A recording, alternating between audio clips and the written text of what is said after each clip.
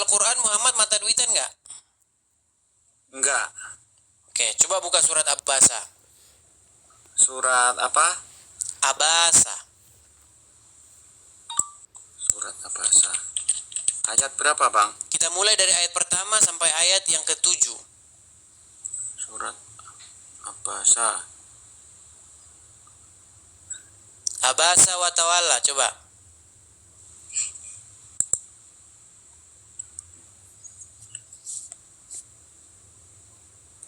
Dia Muhammad. Bacanya bang, bacanya jelas bang, jangan dia jangan gitu bacanya. Coba baca jelas, tegas gitu. Artinya ya. Ya.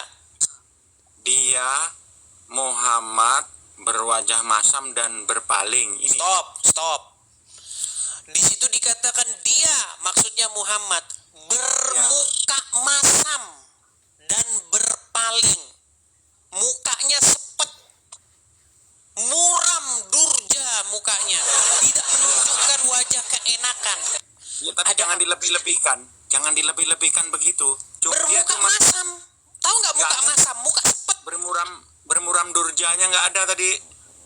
Bang, kalau muka masam itu gimana bang? Muka masam? Ya sudah, bermuka masam doang, selesai. Udah, lanjutkan. Apa sebabnya dia bermuka masam? Silakan. Karena seorang buta telah datang kepadanya. Oke. Kurung Abdullah bin Umi Maktum. Oke. Karena ada seorang buta, miskin, bahkan dia itu dikatakan tak punya apa-apa.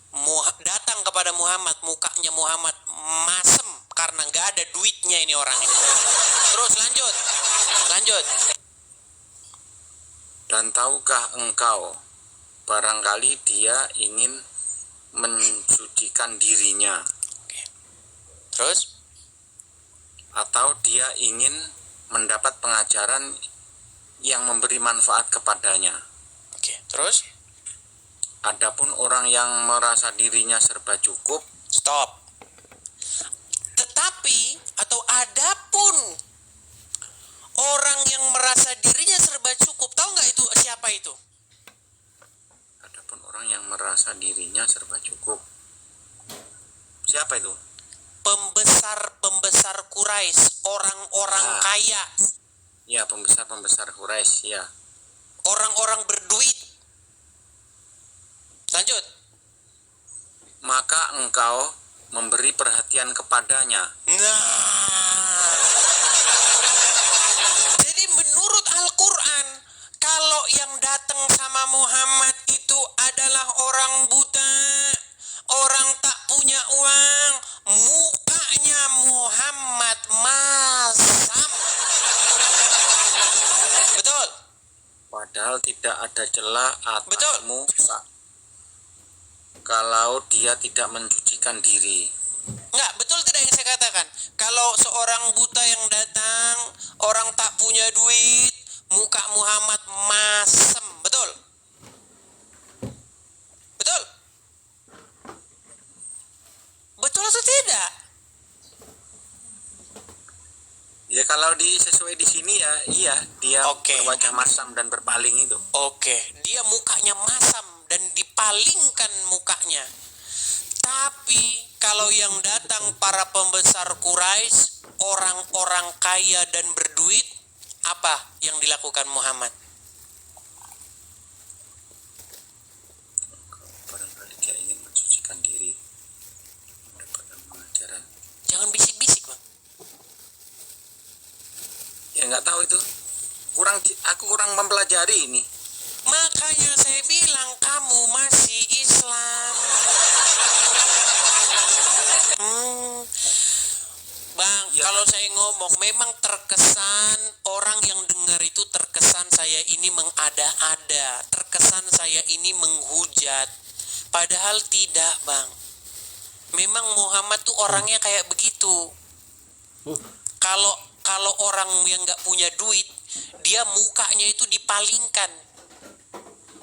Tapi kalau pembesar Quraisy, orang-orang kaya, bahkan Al-Quran mengatakan yang merasa dirinya berkecukupan. Dalam versi Allah kan begitu, merasa dirinya berkecukupan. Ya memang hidup mereka berkecukupan. Maka Muhammad langsung cepat baca itu. Iya.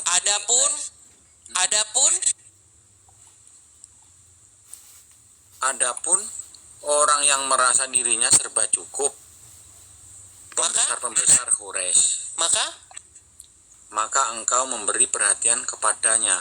Iya, langsung. Nah, itu bertolak belakang dengan Tuhan Yesus, Bang. Ya maksudnya ini aku baru tahu ini gitu loh. Mungkin bisa dipercaya apa enggak ini? Itu Al-Quran, kok bisa dipercaya? Al-Quran itu Al-Quran. Coba nanti aku tanyakan dulu lah ke yang ngerti. Iya, ada tafsir-tafsirnya di situ, baca saja. Sangat bertolak belakang dengan Tuhan Yesus. Ketika Tuhan Yesus menghadapi orang-orang ahli-ahli Taurat, pemuka-pemuka agama, diketamnya mereka. Bahkan dikatakan mereka itu perampok katanya. Enggak ada yang ngomong perampok. Jangan ditambah-tambah. Ini kan gak nyambung kan, aduh.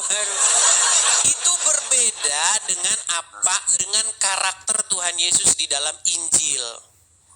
Karakter Tuhan Yesus di dalam Injil itu bertolak belakang dengan Muhammad. Ketika Tuhan Yesus berjumpa dengan alim ulama, pembesar Yahudi, para pemuka agama dikatakan mereka itu perampok. Mereka menjadikan bait Tuhan sebagai ajang bisnis. Mereka menjadikan rumah Tuhan sebagai tempat berjualan.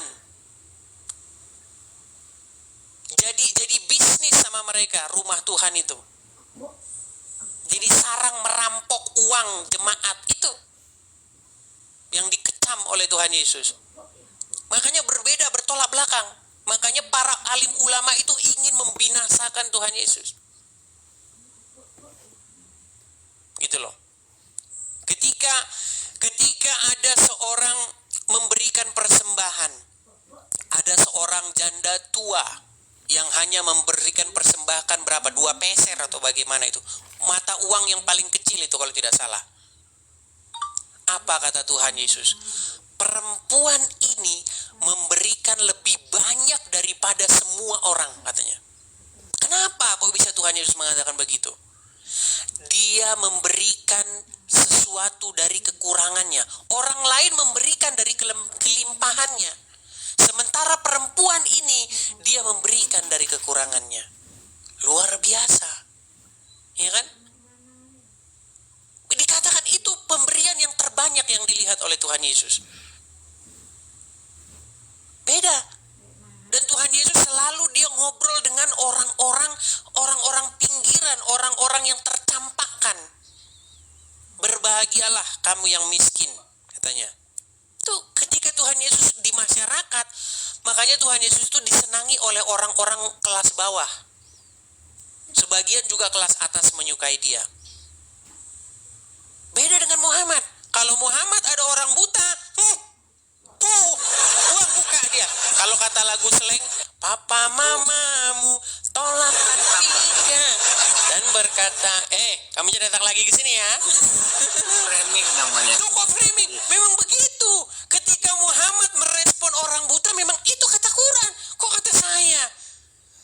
Ketika Tuhan Yesus merespon orang buta, ada orang buta. Ketika Tuhan Yesus sedang lewat, ada seorang pengemis buta. Ketika Tuhan Yesus lewat, apa yang terjadi? Ada keributan apa katanya?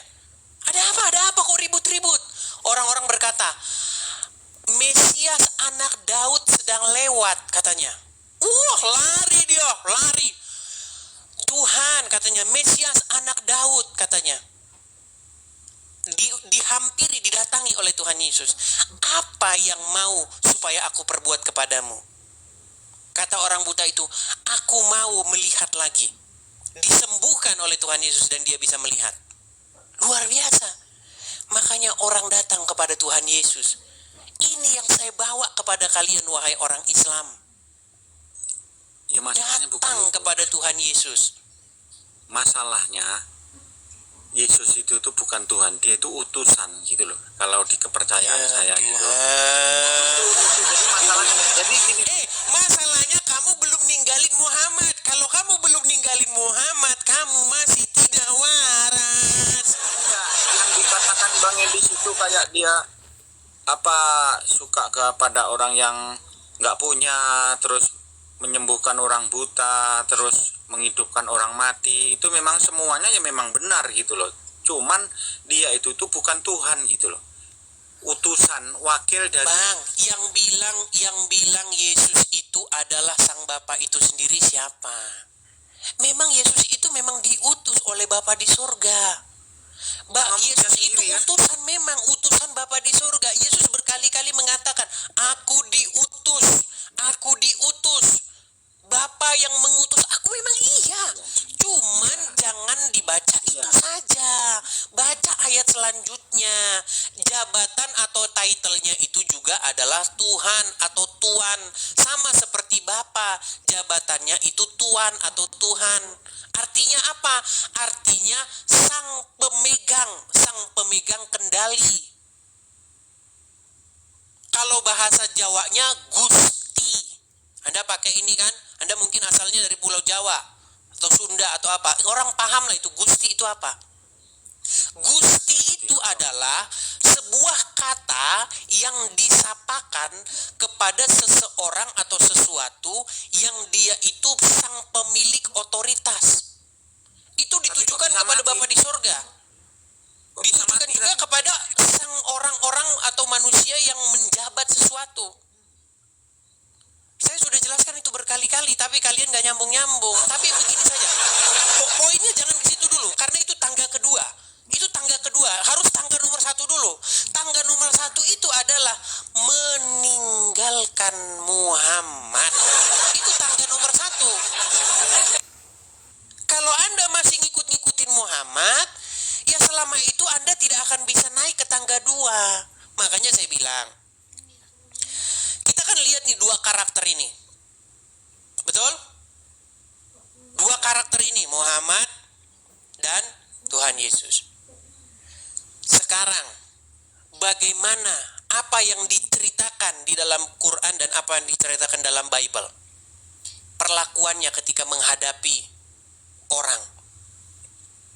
Jelas kan? Saya tanya sama Anda, Bang Samsul. Negatif nggak Muhammad? Ketika dia berjumpa orang buta, ketika ia berjumpa dengan orang yang tidak punya, miskin papa, negatif nggak dia? Itu belum tahu aku itu. Belum Tahu kan sudah saya kasih tahu tadi. Jikalau ada seorang buta datang kepadamu wahai Muhammad, maka kamu bermuka masam dan kau palingkan wajahmu. Buang muka dia. Dia buang muka. Dia nggak menunjukkan rasa empati. Dia tidak menunjukkan rasa pedulinya. Tapi kalau orang kaya yang datang kepada Muhammad, sigap dia datang. Macam-macam model begini banyak pemuka agama. Hamba-hamba Tuhan seperti ini banyak. Kalau ada jemaat miskin, saya sibuk. Berpaling muka dia. Tapi kalau ada jemaat yang gemuk, banyak duitnya, Anda perlu apa? Kami siap melayani Anda. Ini yang dikritik, ini sifat-sifat seperti ini. Bayangkan itu ada pada Muhammad. Itu berbeda sekali dengan karakter Tuhan Yesus dalam Injil.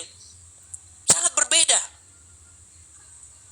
Rela Tuhan Yesus jalan berhari-hari untuk menemui orang-orang miskin. Iya, nggak apa-apa itu betul. Cuman dia itu utusan gitu loh. Itu masalahnya. Iya, sekarang sebelum ke situ dulu saya mau tanya, apakah Anda lebih pilih mana? Anda mau pilih Tuhan Yesus atau mau pilih Muhammad? Ya Nabi Muhammad. Nah, kan belum sembuh. Nah, inilah beratnya di sini memang. Ya, mungkin pakai waktu lah. Jangan kita paksakan juga teman-teman. Dia kan juga belum tahu.